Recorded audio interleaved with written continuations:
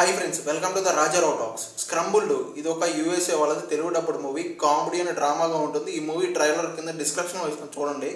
ఇది ఒక below average movie friends. నన్ను అడిగితే ఈ అసలు సింపుల్ క్లారిటీ చెప్తా ఈ సినిమా ఎలా ఉంది ఏంటి అనేది. ప్లీజ్ నా ఛానల్ 1000 సబ్స్క్రైబర్ దగ్గరగా ఉంది. ఒక లైక్ ఒక సబ్స్క్రైబ్ కొట్టేసాను ఫ్రెండ్స్. ప్లీజ్ కొంచెం సపోర్ట్ చేయండి నా ఛానల్ని. జెన్యూన్ కంటెంట్ అన్నీ నా ఛానల్లో వస్తూ ఉంటాయి. కొట్టేశారు కదా, థ్యాంక్ యూ. ఇంకా మన బేసిక్ కాన్సెప్ట్ ఏంటంటే ఒక ఇద్దరు మ్యారేజ్ అయితే జరుగుతుంది ఫ్రెండ్స్. ఆ మ్యారేజ్లో ఏంటంటే వాళ్ళ పేర్లు నాకు కొంచెం కన్ఫ్యూజ్గా ఉంటుంది కాబట్టి చెప్పట్లేదు.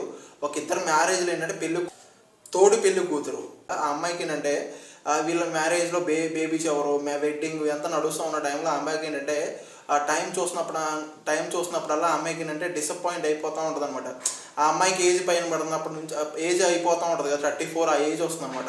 ఆ అమ్మాయికి ఏంటంటే ఆ టైంలో ఆ అమ్మాయికంటూ ఎవరు ఉన్నారు, ఆ అమ్మాయితో ఎవరు ఉంటారు ఏంటి అనేది ఆ అమ్మాయికి ఒక కన్ఫ్యూజన్, ఒక స్టేటస్లో ఉంటుంది అనమాట. ఆ స్టేటస్ నుంచి బయటికి రావడం కోసం ఆ అమ్మాయి ఏం చేస్తుందంటే వీళ్ళలాగా ఆ అమ్మాయి కూడా బేబీ షవర్ చేసుకోవాలి, వెడ్డింగ్ చేసుకోవాలని ఒక ఆలోచన ఆ అమ్మాయికి ఉంటుంది అనమాట.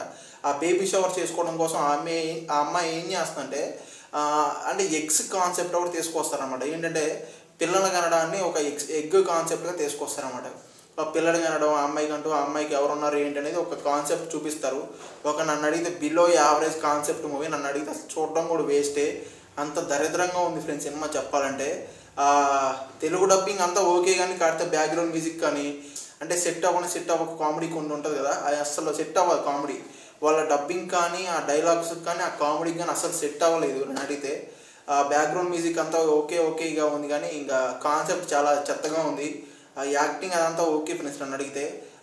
ఇంకా సినిమా నన్ను అడిగితే ఈ సినిమా చూడడం కూడా వేస్ట్. ఈ సినిమాని ఫ్యామిలీతో చూడవచ్చా లేదంటే చూడవచ్చు. అప్పుడప్పుడు కొంచెం రొమాన్స్ ఎక్స్పోజింగ్ ఉంటుంది.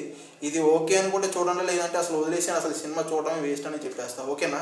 ఇంకా నా రివ్యూ నచ్చితే ఒక లైక్ ఒక సబ్స్క్రైబ్ కొట్టేసాను ఫ్రెండ్స్. Thank you.